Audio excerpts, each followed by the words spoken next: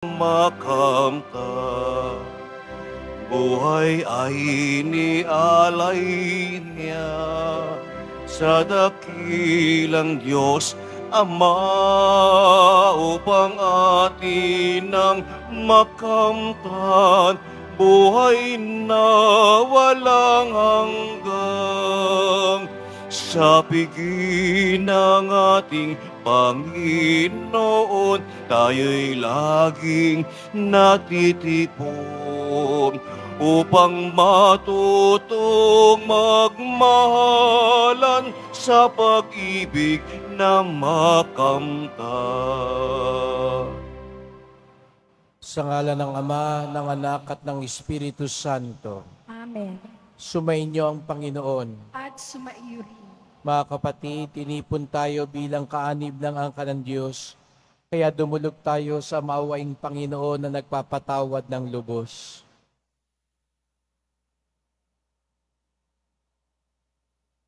Sinugong tagapagpagaling sa mga nagsisisi, Panginoon, kaawaan mo kami.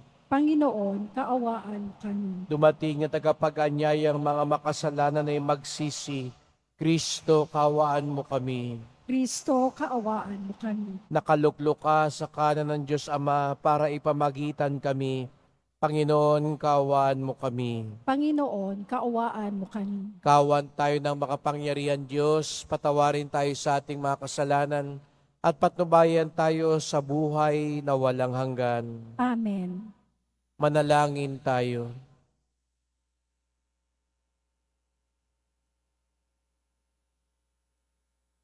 Ama naming makapangyarihan, kaming iyong mga kinupkop ay nilomong maging mga anak sa liwanag mong kaloob. Huwag mong ipahintulot na sa katiwalian kami ay masangkot. Panatilihin mo kaming nagliliwanag sa iyong katapatang lubos na sumisikat. Sa pamamagitan ni Jesucristo, kasama ng Espiritu Santo, magpasawalang hanggan. Amen. Magsiupo muna ang lahat. Pagbasa mula sa aklat ni Propeta Amos. Ito ang sabi ng Panginoon. Nagkasalang paulit-ulit ang mga taga-Israel.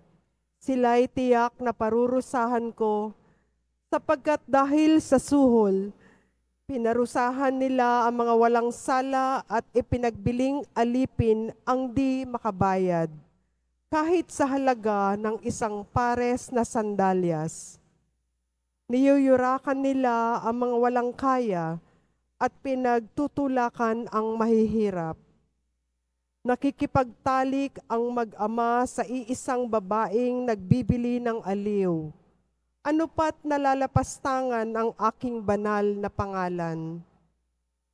Hinihigan nila sa tabi ng alinmang dambana ang balabal na sangla ng isang may utang. Sa templo ng kanilang Diyos ay nag-iinuman sila ng alak na binili ng salaping inagaw sa mga dukha. Nagawa pa nila ito sa akin matapos kong lipulin ang mga Amoreo, mga taong singtatangkad ng punong sedro at sinditigas ng punong ensina, na pinuksa kong lahat alang-alang sa kanila. Inilabas ko kayo mula sa Ehipto, pinatnubayan sa loob ng 40 taon at ibinigay sa inyo ang lupain ng mga Amoreo. Kaya pahihirapan ko kayo, gaya ng kariton na di makalakad sa bigat ng dala. Hindi makatatakas ang matutuling tumakbo, manghihina pati ang matitipuno, at di maililigtas ng mga kawal maging ang kanilang sarili. Walang tatamaan ang mga manunudla, di makaliligtas ang matuling tumakbo, at di rin makatatakas ang mga nakakabayo. Ang pinakamatapang na mandirigma ay hubad na tatakas sa araw na iyon. Ang Panginoon ang nagsabi nito. Ang salita ng Diyos. Salamat sa Diyos. Tinig ng Diyos, dapat dinggin kahit ng ayaw pumansin. Tinig ng Diyos, dapat dinggin, kahit ang ayaw pumansin. Bakit ninyo inuusal yaong aking mga utos?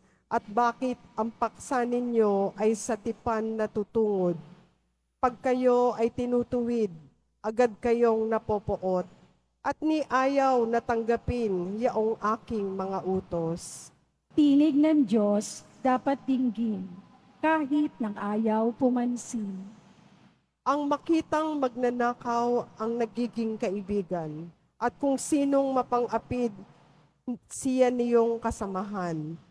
Mabilis ang inyong dila sa masamang sasabihin. Sa inyo ay baliwala ang gawang magsinungaling. Tinig ng Diyos, dapat dinggin, kahit ng ayaw pumansin. Handa ninyong paratangan maging tunay na kapatid, at kay daming kapintasan sa kanila'y nasisilip. Kahit ito ay ginawa, hindi kayo alumana. Kaya naman ang akala, kayo't ako'y magkaisa. Ngunit ngayon, panahon ng kayo'y aking pagwikaan, upang inyong maunawa ang ginawang kamalian. Tinig ng Diyos, dapat dinggin, kahit ng ayaw pumansin. Kung gayo'y dinggin ito, kayong ako'y hindi pansin. Kapag ako'y di dininig, kayo'y aking wawasakin. Wala kayong aasahang magliligtas sa hilahin. Ang pangaral na nais ko na sa akin ihahain ay handog ng pasasalamat, pagpupuring walang maliw. Akin namang ililigtas ang lahat ng masunurin. Tinig ng Diyos, dapat dinggin, kahit ng ayaw pumansin. Magsitayo na po ang lahat.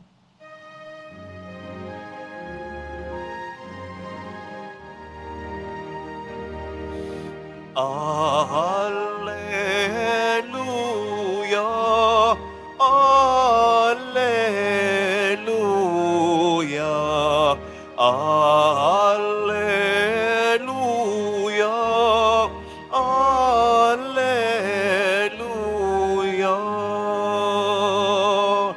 Dinggin ninyong lahat ngayon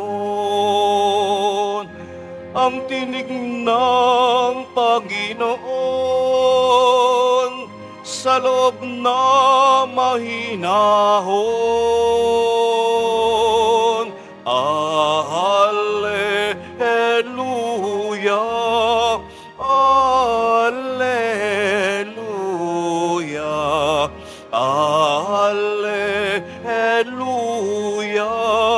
Alleluia.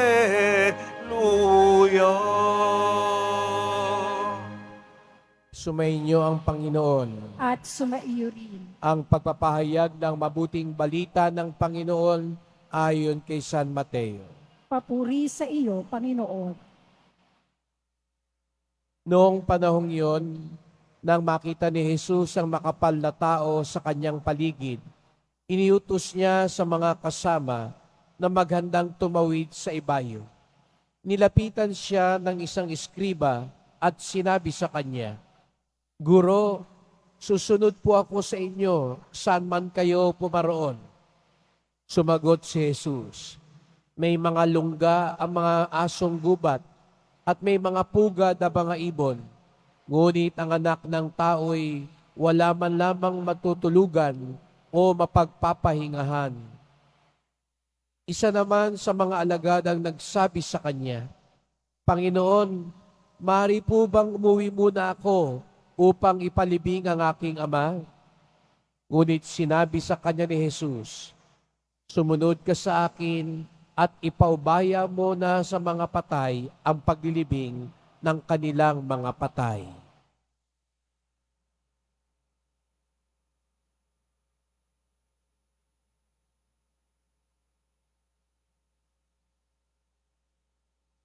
Mga kapatid, ang mabuting balita ng ating kaligtasan. Pinupuri ka namin, Panginoong Heso Kristo. Magsiupo muna ang lahat. Magandang umaga po sa inyong lahat at maligayang pagdating sa tahanan ng ating mahal na pong Jesus Nazareno. Binabati at pinagdarasal din natin ang mga nasa online, lalo na po mga may sakit at nag-aalaga sa may sakit at mga kababayan, mga kadiboto natin mula sa iba't ibang panig ng bansa daigdig na nais sumama sa misa dito sa Quiapo, sa Basilica Minor at Pambansang Dambana ni Jesus Nazareno. Sa unang pagbasa, narinig natin si Propeta Amos na nagbababala sa mga taga-Israel na bagamat kay raming pagpapala ang ipinagkaloob sa kanila ng Diyos, para bagang wala silang utang na loob. Dahil ang naging sukli nila sa kabutihan ng Diyos ay kawalan ng katarungan at malasakit sa kanilang kapwa, lalo na sa mga mahihirap. Si Propeta Amos ay isang propeta na nagtatanggol, lalo na sa karapatan ng mga maliliit, na siyang tumutuligsa sa kawalan ng katarungan, pang-aapi ng may kapangyarihan at may kayamanan, pagkalimot sa Diyos. Kung kaya nga't ipinapaalala niya sa kanila ang pagpapasalamat dahil lubhang maawain ang Diyos. Ang ating laging dahilan kaya tayo dumudulog ay pagpapasalamat. Hindi lang dahil may makukuha tayo sa Diyos, kung hindi kilalanin muna natin ang atin ng natanggap sa Diyos. Minsan daw po, yun ang isang lagi nating nakakaligtaan. Ang lagi nating tinitignan, hinahanap, ay yung makukuha pa natin sa Kanya at nabubulagan tayo kung ano na meron tayo galing sa Kanya. Kaya nga sinasabi ng iba sa ebanghelyo natin ngayon, ito marahil din ang dahilan kung bakit para bagang hindi ganoon nalulugod ang Diyos si Jesus Nazareno sa mga nagpresenta sa Kanya. Kung mapapansin po ninyo, sa tagpong ito, hindi si Jesus Nazareno ang naunang tumawag sa kanila. Sila ang nagkusa na sumunod sa Kanya. At ipinakita ni Jesus Nazareno, bakit nga ba kayo susunod sa akin? Dito makikita natin na bagamat nagpresenta ang dalawang tao, may pag-aalinlangan at marahil may ibang kadahilanan pa rin sila. Kaya nga sinabi ni Jesus Nazareno, kung susunod kayo sa akin, marapat malaman ninyo na ako nga wala akong matirhan, wala akong mapuntahan. Siguro nga, kung titignan natin si Jesus Nazareno sa ating panukatan ngayon, mapapansin ninyo, ang ibang tao kapag sila'y nag-iengganyo, ipinapakita nila kung ano meron yung mainam sa kanila. Pero parang kabaliktaran si Jesus Nazareno, ipinapakita nga niya ano yung wala sa Kanya. Para bagang hindi niya ganoon lubos na pinipilit ng ibang tao. Halimbawa, kung may nagbebenta ng bahay, sasabihin kagad nila ano meron yung maganda sa lugar na yon. Hindi nila sabihin sa iyo, malapit ito sa daan, kaya medyo maingay. Maliit lang ang silid. Ang ipapakita nila kung ano yung mainam. Pero ang Panginoon natin, Hindi ho siya ng bobola. Hindi ho siya ng lilinlang. Dinediretso niya tayo. Tinatapat niya tayo. Kung susunod ka sa akin, handa ka bang magsakripisyo? Kung susunod ka sa akin, handa ka bang iwan ang lahat? Kung susunod ka sa akin, ako ba talaga ang uunahin mo? Ito rin ang magandang tanong sa atin. Ano nga ba ang dahilan natin sa pagsunod sa Kanya? Ano nga ba talagang dahilan natin sa pagdidebosyon sa kanila, sa Kanya? Katulad din ba tayo nung dalawang taong marami rin palang ibang dahilan? Kaya nga kapag sinubok na, aatras na, aalis na, dahil hindi pala ganun kadalisay ang kanilang pagsunod sa Kanya. Katulad din ba tayo ng Israel na walang utang na loob, na bagamat pinagpala, tinulungan at kinaawaan, nakalimot pa din, nagkulang sa pasasalamat. Kaya nga't mga kapatid, ang paalala sa atin ngayon, unahin natin muna ang pasasalamat. Tingnan natin, ano muna ang ipinagkaloob ng Diyos sa atin. Siguro nga sa mata natin, parang kulang ang ipinagkaloob ng Diyos. Siguro nga sa puso natin, parang hindi ito yung gusto natin. Pero kung tayo'y tunay na sumusunod sa Kanya, dalisay ang hangarin natin sa pagtitiwala sa Kanya, sisimulan natin ang lahat kung ano meron tayo, kung ano ang ginawa na ng Diyos sa ating buhay, kung ano na ang ipinagkaloob niya sa atin. Sapagkat kapag tayo'y nagsisimula sa pasasalamat, mas nadadalisay ang ating pagsunod sa Kanya. Kaya sa misang ito, sa pasimula natin ng bagong linggo, ng bagong buwan, simulan natin sa diwa ng pasasalamat. Sapagkat kapag nakita natin papaano gumagalaw ang Diyos sa atin, papaano naging mabuti ang Diyos sa atin, mas nagiging marapat at matuwid ang ating dahilan kung bakit tayo naniniwala at sumusunod sa Kanya. Magsitayo na po ang lahat.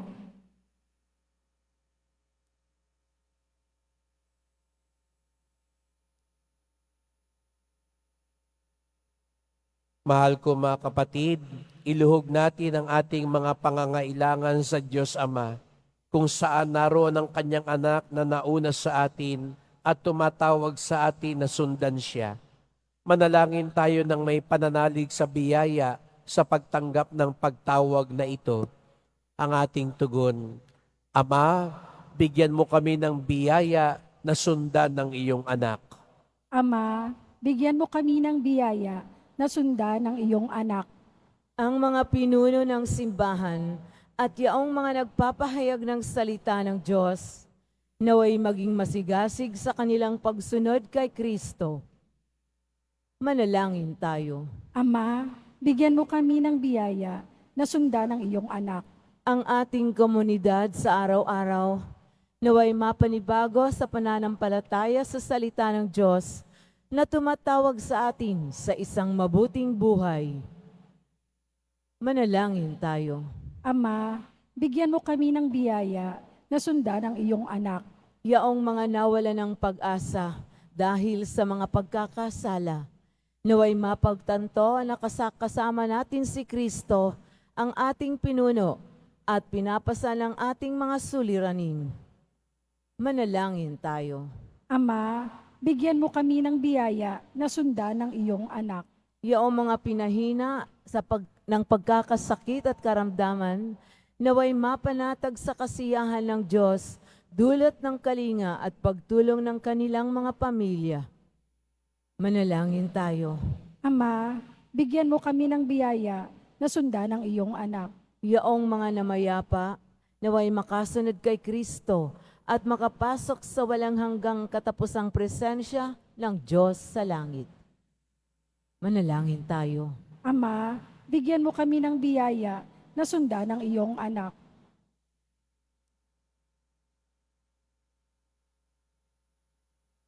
Diyos Ama, sa aming pagnanais na sumunod sa yapak ng iyong anak, gawin mo kaming iisa sa isip at puso sa pamamagitan ni Kristong aming Panginoon.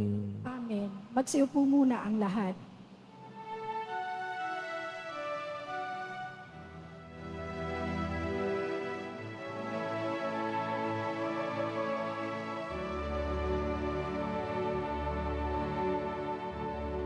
Salamat sa iyo, aking Panginoong Hesus. Ako'y inibig mo at inangking lubos. Ang tanging alay ko sa'yo, aking Ama, ay buong buhay ko, puso at kaluluwa. Di makaya ng maipagkaloob, mamahaling hiyas, inigintong dilokob, ang aking dalangin, O Diyos ay tanggapin, ang tanging alay ko, naway gamitin, ito lamang Ama, wala nang iba pa akong hiniling.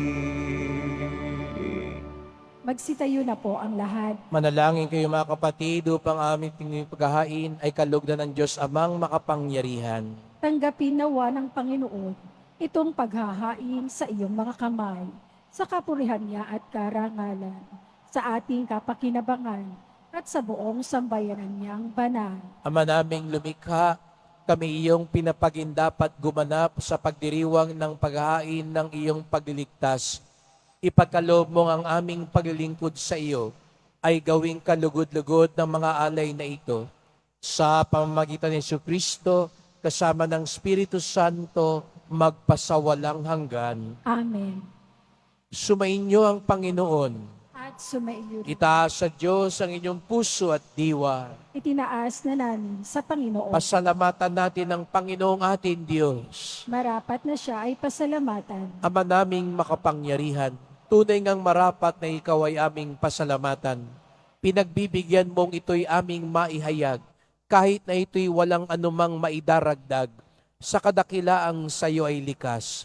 Sa pagpupuri namin ang nakikinabang, ay kami ding iyong pinakikiharapan sa pamamagitan ng iyong anak na minamahal. Kaya kaisa ng mga anghel nagsisiawit ng papuri sa iyo, nang walang humpay sa kalangitan, kami nagbubunyi sa iyong kadakilaan.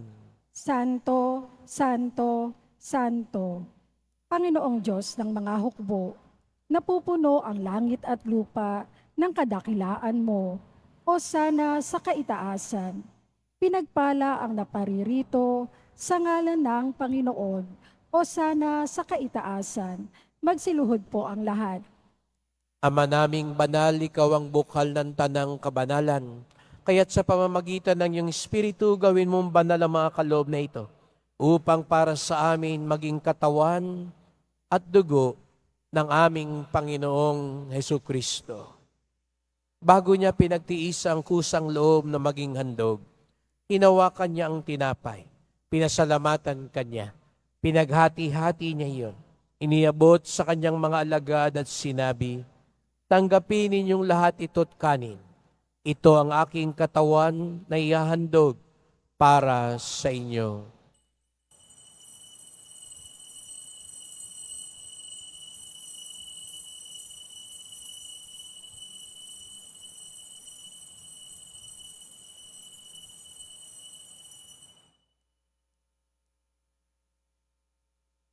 Gayun din naman ang matapos ang hapunan, hinawakan niya ang kalis. Muli kanyang pinasalamatan. Iniabot niya ang kalis sa kanyang mga alagad at sinabi, tanggapin ninyong lahat ito at inumin. Ito ang kalis ng aking dugo, ng bago't walang hanggang tipan. Ang aking dugo na ibubuhos para sa inyo at para sa lahat sa ikapagpapatawad ng mga kasalanan. Gawin niyo ito sa pag-alala sa akin.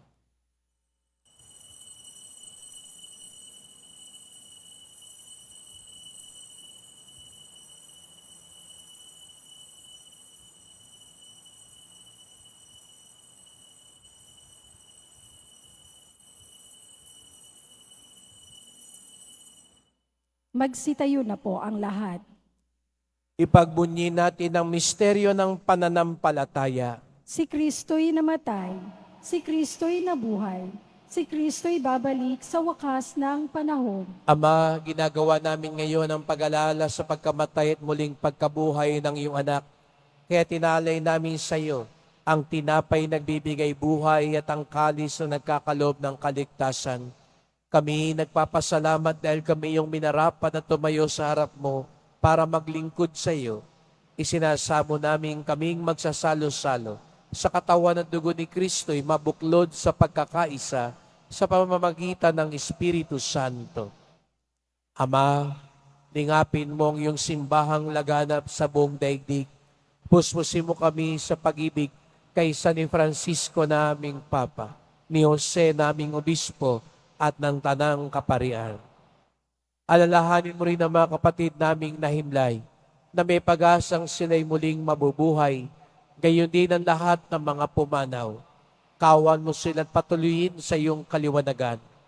Kawan mo't pagindapating kaming lahat na makasalo sa iyong buhay na walang wakas, kaisa ng mahal na Birheng Maria, Ina ng Diyos, ng kabiyak niyang pusong si San Jose, ng mga apostol, ni San Juan Bautista at lahat ng mga banal na namuhay dito sa daigdig ng kalugod-lugod sa iyo. May pagdiwang nawa namin ng pagpupuri sa ikararangal mo sa pamamagitan ng iyong anak, naming Panginoong Jesucristo. Sa pamamagitan ni Kristo, kasama niya at sa Kanya, ang lahat ng parangal at papuri ay sa iyo, Diyos amang makapangyarihan, kasama ng Espiritu Santo, magpasawalang hanggan. Amen.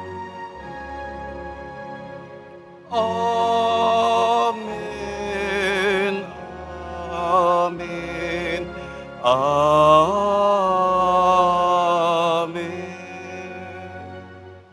Buong galang tayong tumawag sa ating Ama sa Langit. Ama namin, Sumasalangit ka, sambahin ang ngalan mo. Mapasa amin ang kaharian mo. Sundin ang loob mo dito sa lupa para nang sa langit. Bigyan mo kami ngayon ng aming kakanin sa araw-araw at patawarin mo kami sa aming mga sala para nang pagpapatawad namin sa nagkakasala sa amin. At huwag mo kaming ipahintulot sa tukso at iadya mo kami sa lahat ng masama. hinihiling namin kami adya sa lahat ng masama, pagkalooban ng kapayapaan araw-araw, iligtas sa kasalanan, ilayo sa lahat ng kapahamakan, samantalang aming pinananabikan ng dakilang araw ng pagpapahayag ng tagapagligtas naming si Jesucristo. Sapagkat iyo ang kaharian at ang kapangyarihan at ang kapurihan, magpakailanman. Amen. O Panginoong Jesucristo, sinabi mo sa iyong mga apostol, at ngayon sinasabi mo sa amin lahat dito, kapayapaan ang iniiwan ko sa inyo, ang aking kapayapaan ay binibigay ko sa inyo. Tunghayan niyo pong aming pananampalataya, huwag pong aming mga kasalanan, at pagkalooban kami ng kapayapaan at pagkakaisa ayon sa iyong kalooban, kasama ng Espiritu Santo, magpasawalang hanggan. Amen. Ang kapayapaan ng Panginoon ay laging sumainyo. At sumaiyo rin. Magbigayan tayo ng kapayapaan ni Kristo sa isa't isa.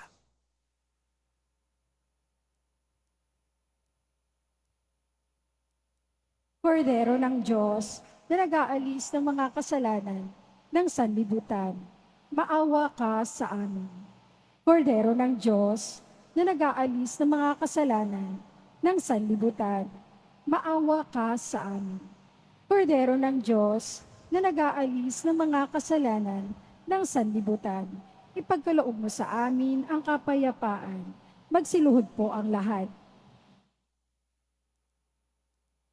Narito ang ating Panginoong Hesukristo, ang ating pinasasalamatan at sinusunod. Ang Kordero ng Diyos na nag-aalis ng mga kasalanan ng sanlibutan, mapapalad ang inaanyayahan sa kanyang piging. Panginoon, hindi ako karapat-dapat na magpatuloy sa iyo. Ngunit sa isang salita mo lamang ay gagaling na ako.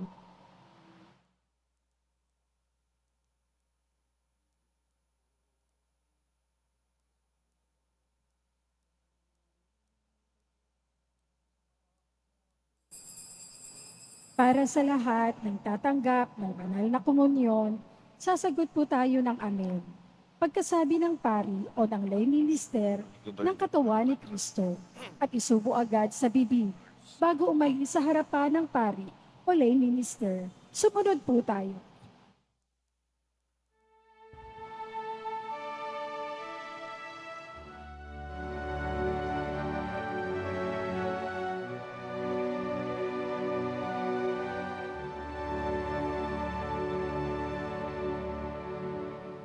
Sa libo mang aking buhay, bawat isa'y iaalay sa Diyos at bayan kong mahal, sa sanggalang iyong dangal. Isugong mo kahit saan, hamakin man akong saktan, dalangin ko'y maging tapat, pag-ibig mo ay sasapat. Sanlibo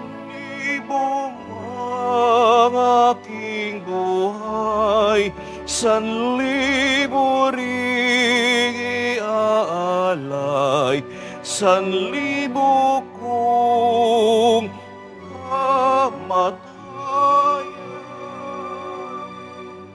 Sa palad mo ilalaan, sanlibo mang aking buhay, sanlibo ring iaalay, sanlibo kong kamatayan. Sa palad mo ilalaan.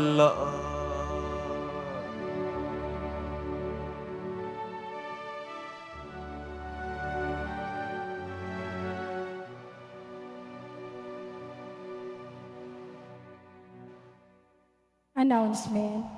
Ang lahat po ay inaanyayahan, lalo na ang mga may sakit o may karamdaman sa ating healing mass and service. Sa darating na July 4, 2024, Huwebes, sa ganap na ika-6 ng gabi, makiisa po tayo. Mabibili pa rin po ang opisyal na imahe ni Jesus Nazareno. Ang mga ito po ay mabibili lamang sa ating Parish Finance Office. Pagkatapos ng misa, wiwisikan po ang lahat ng banal na tubig. Pinakikiusapan ng lahat na manatili lamang muna sa inyong mga lugar. Tanging sa Quezon Boulevard o sa Plaza San Juan lamang ang labasan ng lahat. Sumunod po tayo. Maraming salamat po sa inyong pagdalaw at pagsisimba sa Basilica Minor at Pambansang Dambana ni Jesus Nazareno. Magsitayo na po ang lahat. Manalangin tayo. Ama naming mapagmahal, buhayin nawa kami ng aming inihain at pinagsaluhan upang kaming pinagbuklod sa pag-ibig mo kailanman ay magkaroon ng bungang lagi naming maiaalay. Sa pamamagitan ni Jesucristo, kasama ng Espiritu Santo, magpasawalang hanggan. Amen. Salamat po sa inyong pagpunta dito sa Quiapo. Ingat po kayo sa pag-uwi. Salamat din po sa mga naglingkod sa misa at sa inyong tulong sa simbahan, mga pamisa, love offerings, online donations, sa mga nagdadala po ng bigas, dilata, noodles, at iba pang pang-ayuda. Ang ating debosyon sa Poong Nazareno ay nagtuturo sa atin magmalasakit sa ating kapwa. Pasasalamat at pagkilala sa awa ng Diyos ang tunay na dahilan kung bakit tayo sumusunod kay Jesus Nazareno. Sumainyo ang Panginoon. At sumaiyo. Mahal na pong Jesus Nazareno, inihayag mo sa pamamagitan ng krus ang walang maliw na pag-ibig ng Diyos sa sangkatauhan. Pakinggan mo ang kahilingan ng iyong angka na nagsusumamo sa iyo. Makamtanawa nilang iyong katugunan na tanggapin ng kasagutan ng may utang na loob na tinatanaw. Basbasan din po ninyo ang dala nilang mga imahen at dasalan sa pamamagitan ng bendisyon na ito. Naway maalala nila mga pangako sa binyag na ikaw ang kanilang iibigin at paglilingkuran bilang Panginoon magpasawalang hanggan. Amen. At pagpalain kayong lahat ng makapangyarihang Diyos, Ama at Anak at Espiritu Santo. Amen. Umayo kayong taglayang awa at pag-ibig ng Poong Jesus Nazareno. Salamat sa Diyos.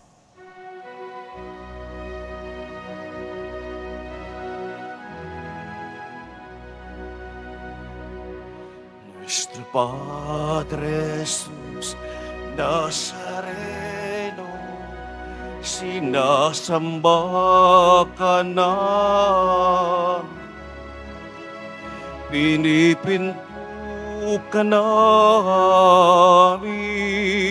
Aral mo ang aming buhay at kaligtasan. Nuestro Padre Jesus Nazareno, iligtas mo kami sa kasalanan.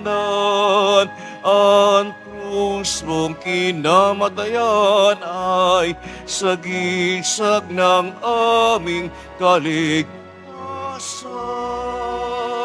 Nuestro Padre Jesus Nazareno, dinarangal ka na amin.